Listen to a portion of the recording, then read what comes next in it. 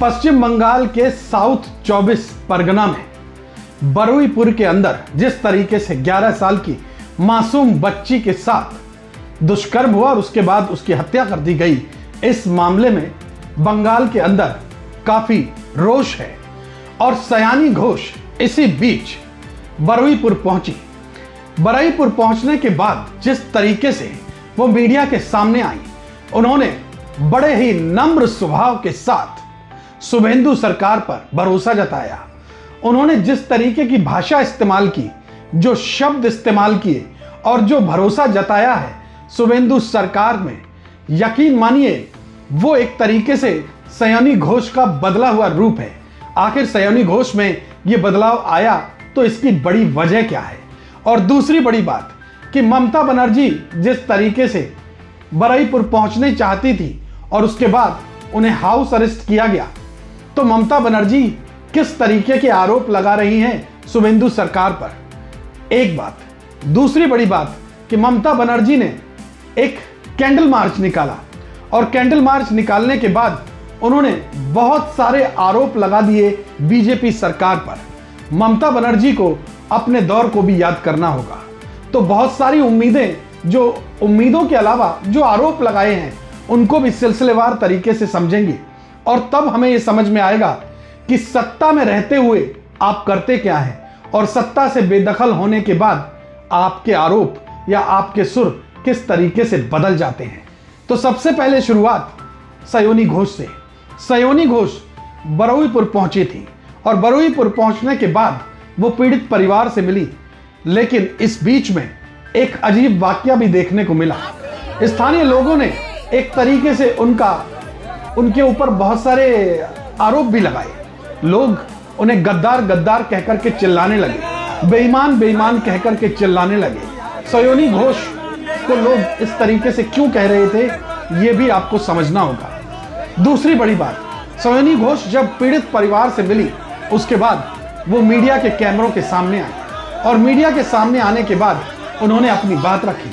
उन्होंने इस पूरे रेप के मामले पर क्या कहा, जरा सुनिए।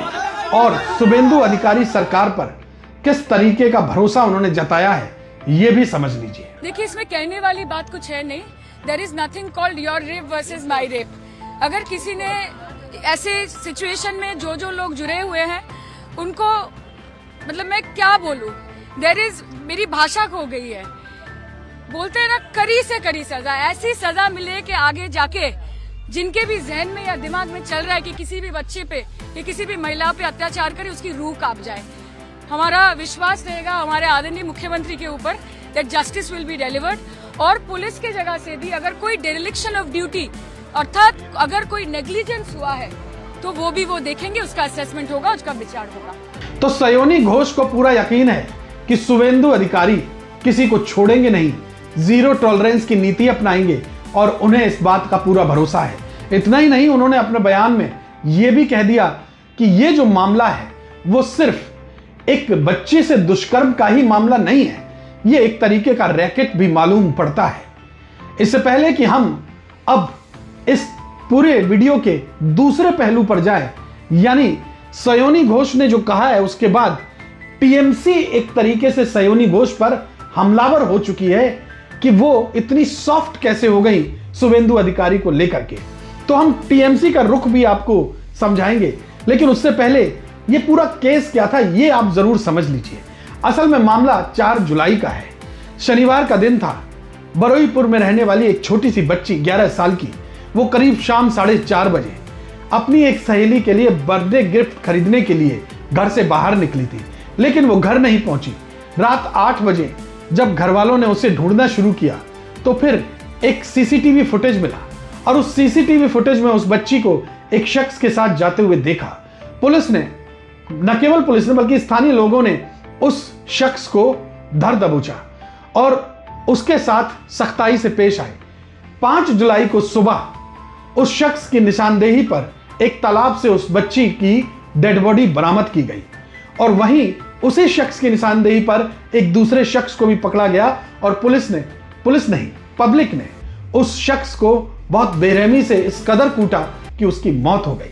तो कुल मिलाकर के इस बच्ची के साथ जो है वो सामूहिक दुष्कर्म हुआ और उसके बाद फिर उसकी जिंदगी छीन ली गई। इस मामले में पुलिस ने 3 लोगों को गिरफ्तार कर लिया है और तीनों पुलिस कस्टडी में भेज दिए गए हैं।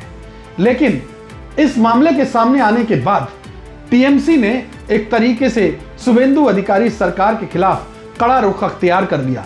ममता बनर्जी ने बरुईपुर जाने का प्लान किया, लेकिन पुलिस और केंद्रीय बलों ने उनके घरों के सामने डेरा डाल दिया और एक तरीके से उन्हें जाने की इजाजत दी नहीं।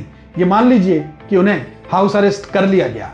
अब ममता बनर्जी और उनके साथ के जो लोग हैं वो लगातार इस बात पर सवाल उठा रहे हैं कि आखिरकार ममता बनर्जी को क्यों रोका गया।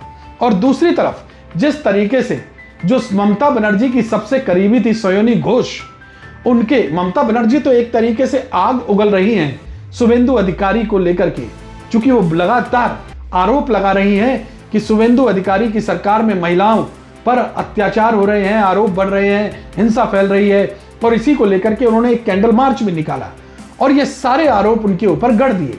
लेकिन ममता बनर्जी की जो करीबी थी सयोनी घोष, जो कि अब उनकी करीबी रही नहीं, वो बरुईपुर जरूर पहुंच गई। और जब उन्होंने अपना बयान दिया और वो बयान जब मीडिया के सामने आया, उसके बाद टीएमसी लगातार उनके ऊपर आरोप भी लगा रही है कि सयोनी घोष बहुत सॉफ्ट हो गई हैं और ये एक तरीके से डर और खौफ जो शुभेंदु अधिकारी की सरकार है उसका है, जिसकी वजह से सयोनी घोष सॉफ्ट हो गई हैं। लेकिन ममता बनर्जी जो अब शुभेंदु अधिकारी की सरकार पर आरोप लगा रही हैं कि महिलाओं के ऊपर आरोप हो रहे, हिंसा हो रही है, अत्याचार हो रहे हैं और सरकार जो है वो लचर है, व्यवस्था कानून की वो बहुत खराब है, ये जो आरोप लग रहे हैं, ममता बनर्जी को जरूर अपने उन दिनों को याद करना चाहिए जब वो खुद मुख्यमंत्री थी। आरजीकर केस हुआ था, उस आरजीकर केस में किस तरीके से सरकार ने उस केस को दबाया, किस तरीके से उस केस में आवाज जो उठ रही थी लोगों की इंसाफ के लिए, उस आवाज को दबाया और किस तरीके से उस केस को हैंडल किया गया, ये सब लोग जानते हैं। क्योंकि अगर ममता बनर्जी उस केस को साफगोई से हैंडल करती, पुलिस कायदे से उस केस को इन्वेस्टिगेट करती, तो शायद आज ममता बनर्जी विपक्ष में ना होती, इस तरह उनकी बेकदरी या हार ना हुई होती। संदेश खाली में जिस तरीके से शाहजहां शेख महिलाओं को अपना शिकार बना रहा था, ममता बनर्जी ने क्या वो देखा नहीं था? क्या वो अत्याचार नहीं था महिलाओं पर? उस पर ममता बनर्जी ने खामोशी साध के रखी।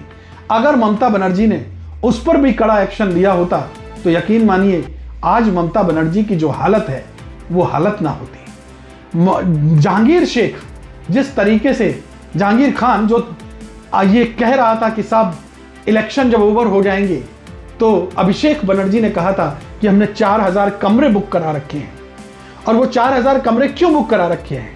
अगर हम इलेक्शन जीतेंगे तो उसके मायने यही थे कि उनमें शायद अय्याशी होगी। वो होटलों के कमरे बुक कराने क्या मतलब था? तो जरा सोचिए, ये आलम था ममता बनर्जी की सरकार में।